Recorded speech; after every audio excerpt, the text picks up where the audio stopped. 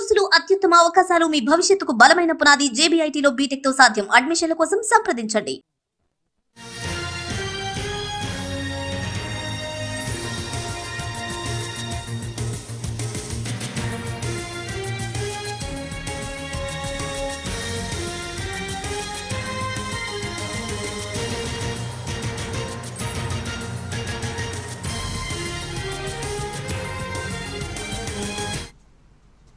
గోదావరికి ఎగువ భాగంలో భారీ వర్షాలు కురుస్తున్నాయి. ఈ క్రమంలో భద్రాచలం వద్ద గోదావరి నీటి మట్టం అంతకంతకు పెరుగుతోంది. ప్రస్తుతం 43 అడుగులు దాటి ప్రవహిస్తుండటంతో మొదటి ప్రమాద హెచ్చరికను జారీ చేశారు అధికారులు.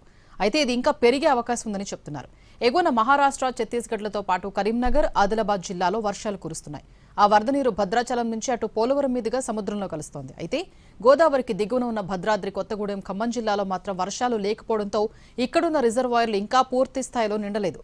దీనిపై మరింత సమాచారాన్ని మా ప్రతినిధి భూపాల్ అందిస్తారు. మొదటి నుంచి వర్షాలు అయితే లేవు, కానీ గత 2 రోజుల నుంచి స్వల్పంగా మాత్రమే వర్షాలు కురుస్తున్నాయి. ఆ వర్షాల వల్ల ఖమ్మం జిల్లాకి ఇప్పటి వరకు అయితే ప్రాజెక్టులు అయితే ఎక్కడా నిండని పరిస్థితుంది. ఇకపోతే భద్రాచలం వద్ద గోదావరి నీటి మట్టం మాత్రం అంతకు పెరుగుతున్న పరిస్థితుంది. ఎగువన అటు మహారాష్ట్రలో కురిసిన వర్షాల వల్ల ఇంద్రావతి, ప్రాణహితి, అదేవిధంగా కరీంనగర్, ఆదిలాబాద్ జిల్లాల్లో కురిసిన వర్షాలతో అక్కడ కాళేశ్వరం, మేడిగడ్డ అన్ని ప్రాజెక్టుల నుంచి వదిలిపెట్టడంతో ఆ నీళ్లను కూడా భద్రాచలం వద్ద గోదావరి వైపు చేరుతుంది. ఈ నేపథ్యంలో చాలా వేగంగా, చాలా స్పీడ్గా గోదావరి అయితే పెరిగిన పరిస్థితుంది. మొన్న 11వ తారీఖు నాడు గోదావరిలో అంటే 2 అడుగుల నుంచి 18 అడుగులకు చేరుకున్న గోదావరి ఆ తర్వాత 6 అడుగులకు తగ్గిపోయింది. ఆ తర్వాత వేగంగా మళ్లీ పెరుగుతూ వచ్చింది. ఈ నేపథ్యంలో ఇప్పుడు మాత్రం శరవేగంగా పెరగడంతో మొదటి ప్రమాద హెచ్చరిక అంటే 43 అడుగులు దాటి భద్రాచలం వద్ద గోదావరి ప్రవహించడంతో మొదటి ప్రమాద హెచ్చరికలు అయితే జారీ చేశారు. ప్రధానంగా మధ్యాహ్నం కానీ సాయంత్రం వరకు కానీ 45 అడుగుల వరకు పెరిగే అవకాశం ఉందని చెప్తున్నారు. ఇప్పుడు 8 లక్షల క్యూసెక్ల నీరు దిగువన అంటే పోలవరం ద్వారా ధవళేశ్వరం నుంచి అటు సముద్రంలో వెళ్తుంది. అయితే పోలవరం వద్ద గేట్లన్నీ తెరిచి ఉండటంతో అక్కడ కూడా నీళ్ళ నిల్వ లేకుండా స్పీడ్గా వెళ్లిపోతున్న పరిస్థితి. అయితే ఇప్పటికీ గోదావరి క్యాచ్మెంట్ ఏరియాలో ప్రధానంగా మహారాష్ట్ర, ఛత్తీస్గఢ్ ఈ రాష్ట్రాల్లో పరివాహక ప్రాంతంలో కురుస్తున్న వర్షాలతో ఇంద్రావతి, అదేవిధంగా ప్రాణహితి నదులు మాత్రం చాలా వేగంగా స్పీడ్గా వస్తున్నాయి.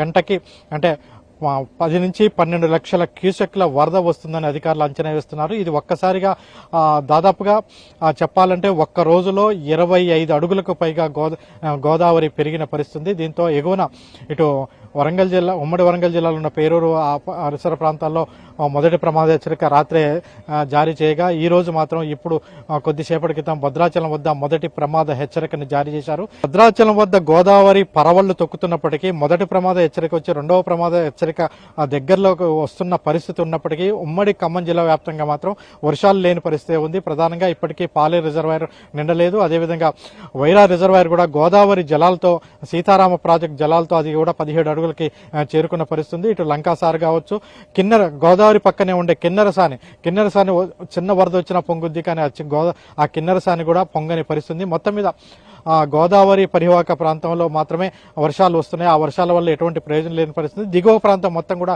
ఇప్పటికీ వర్షాలు అయితే లేవు. అటు కరీంనగర్, ఆదిలాబాద్ లో భారీ వర్షాలు వస్తున్నప్పటికీ ఖమ్మం జిల్లాలో మాత్రం అటువంటి వర్షాలు అయితే కనిపించట్లేదు. కెమెరా పర్సన్ పృథ్వీతో భూపాల్, NTV, ఖమ్మం నుంచి.